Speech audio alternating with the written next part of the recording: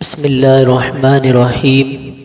درود پاک پڑھیں۔ اللہم صلی علی سیدنا مولانا محمد مبارک وسلم صلاۃ و سلام علیک یا رسول اللہ وسلم علیک یا حبیب اللہ۔ اللہ تعالیٰ نے اپنے اولیاء کرام، اپنے نیک صالحین بندے، اپنے مقربین کو بہت اعلیٰ مقامات اور مرتبے عطا فرمائے ہیں۔ ان کی شان قرآن پاک میں کئی جگہوں پہ بیان فرمائی، یہاں تک کہ اللہ تعالیٰ نے 19ویں پارے میں اپنے اولیاء کرام کی نشانیاں بیان فرمائی کہ وہ جب زمین پر چلتے ہیں تو اکڑ کے نہیں چلتے، عاجزی اور انکساری کے ساتھ چلتے ہیں، اور جب وہ رات گزارتے ہیں تو بستروں پر اپنی کروٹوں کو نہیں لگاتے، یعنی وہ آرام کر کے اور غفلت میں اپنی راتوں کو نہیں گزارتے، بلکہ وہ اپنی پوری راتوں کو اللہ کی عبادت میں گزارتے ہیں، اللہ کی یاد میں گزارتے ہیں۔ تو یہ اولیاء کرام کی کئی نشانیاں اللہ تعالیٰ نے قرآن پاک میں بیان فرمائی، اور یہی عالم تھا سرکار غوث پاک رضی اللہ تعالیٰ عنہ کا کہ آپ نے راتوں کو ایک ایک پاؤں پہ کھڑے ہو کر قرآن پاک کا ختم فرمایا۔ 40 سال تک تو آپ نے پوری رات جو ہے اللہ کی عبادت میں گزاری، اس طرح کہ عشاء کی نماز کے لیے آپ وضو فرماتے تو اسی وضو سے آپ فجر کی نماز بھی ادا فرماتے۔ ایسے آپ نے کئی سال جو ہے اللہ کی عبادت کی، ریاضت کی۔ تو یہ اللہ کے بندے ہیں، اور انہی اللہ والوں کے بارے میں، انہی اپنے اولیاء کے بارے میں، اپنے مقربین کے بارے میں اللہ تعالیٰ نے فرمایا 11ویں پارے میں، الا ان اولیاء اللہ لا خوف علیہم ولا هم یحزنون۔ سن لو، بے شک اللہ کے ولیوں پر نہ کچھ خوف ہے نہ کوئی غم ہے، یعنی انہیں دنیا کی ٹینشن بھی نہیں تھی، دنیا کا کوئی غم بھی نہیں تھا، دنیا کی کوئی فکر بھی نہیں تھی، اور انہیں دنیا کی کسی چیز کا خوف بھی نہیں تھا۔ تو انہی اللہ والوں میں ممبئی کی سرزمین پر آرام فرمانے والے ایک عظیم جلیل القدر اللہ کے ولی ہیں، جو سمندر کے بھی بادشاہ ہیں، سرکار حاجی علی شاہ بخاری رحمۃ اللہ علیہ۔ آج آپ کا عرس پاک ہے۔ حضرت حاجی علی بخاری رحمۃ اللہ علیہ آج سے 6 صدیوں پہلے ازبکستان بخارا کی سرزمین سے ہندوستان میں تشریف لائے تھے، اور ممبئی کی سرزمین کو آپ نے دین اسلام کی تبلیغ کے لیے پسند فرمایا، اور یہیں رہ کر آپ نے اپنی پوری زندگی گزاری۔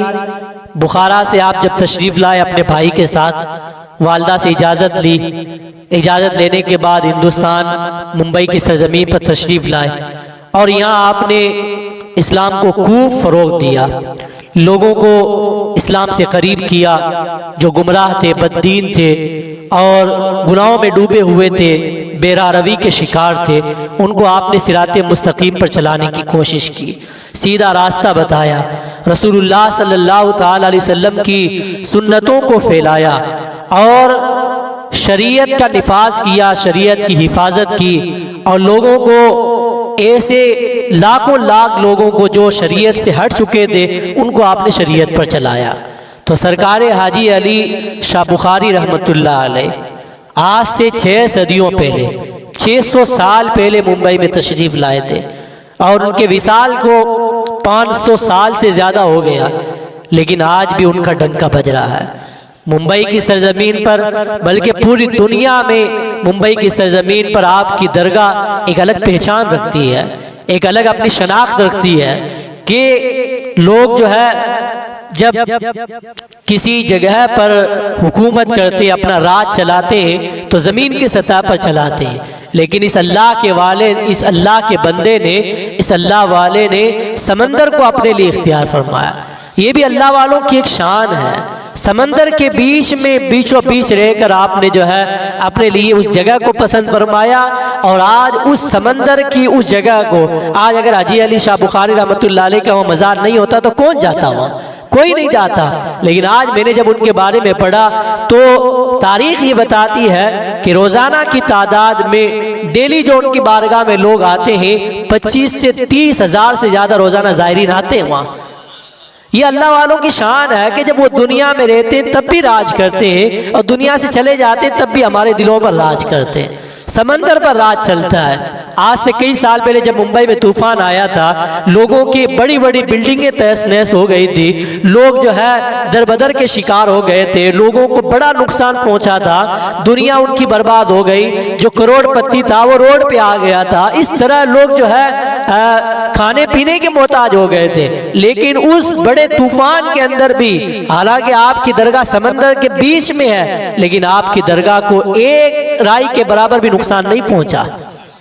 ممبئی کے اندر سب لوگ اس کی زد میں آ گئے تھے، لیکن جسے اللہ رکھے اسے کون چکے؟ جس کی حفاظت اللہ فرماتا ہے اس کو کوئی نقصان نہیں پہنچا سکتا ہے۔ من کان للہ کان اللہ لہ، جو اللہ کا ہو جاتا ہے پھر ساری مخلوق اس کی ہو جاتی ہے۔ یہ سمندر کیا چیز ہے، یہ آگ اور ہوا، یہ پانی، یہ طوفان، یہ کیا چیز ہے؟ جب اللہ جس کی حفاظت کرتا ہے تو پھر اسے کوئی نقصان نہیں پہنچا سکتا ہے۔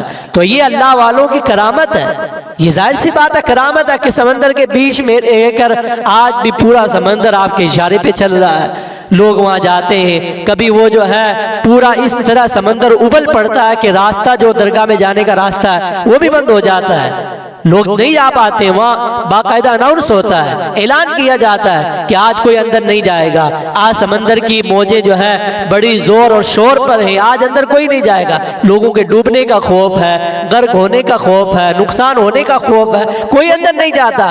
لیکن کیا حاجی علی بھی باہر آتے ہیں؟ وہ وہیں رہتے ہیں، انہیں کوئی نقصان نہیں ہوتا۔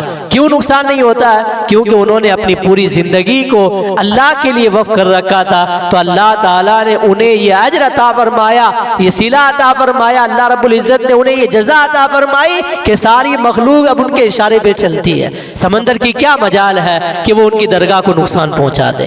تو دنیا کی کوئی طاقت جو ہے اللہ والوں کو نقصان نہیں پہنچا سکتی۔ تو ازبکستان جو ایک بہت دور ایک کنٹری ہے جہاں سے حضرت سیدنا امام محمد بن اسماعیل بخاری رحمت اللہ علیہ، جن کی کتاب بخاری شریف قرآن پاک کے بعد سب سے افضل و اعلیٰ کتاب بخاری شریف، وہ بخاری شریف لکھنے والے امام بخاری رحمت اللہ علیہ جس شہر سے امام بخاری کا تعلق تھا اسی شہر پاک بخارا سے حضرت حاجی علی کا بھی تعلق ہے۔ تو آپ کا نام حضرت حاجی علی شاہ بخاری رحمت اللہ علیہ، آپ کا نام اس میں گرامی ہے۔ یوں تو آپ کی سیرت جو ہے کسی کتاب میں ملتی نہیں ہے، اور بہت تاریخ کنگالنے کے بعد ایک تو کتاب کے اندر مختصر آپ کے بارے میں ملتا ہے کہ آپ نے تبلیغ دین کے لیے ممبئی کو پسند فرمایا، ہندوستان میں رہ کر آپ نے اسلام کی خوب خدمات انجام دی۔ اللہ تعالی ہم سب کو ان اولیاء کرام کی سیرت پر چلنے کی توفیق عطا فرمائے، اور ہمیں اولیاء کرام کے اس مشن پر عمل کی توفیق عطا فرمائے۔ ایک بار سورہ فاتحہ، 3 بار سورہ اخلاص پڑھ کر آپ کی بارگاہ میں خراج عقیدت پیش کریں۔ بسم اللہ۔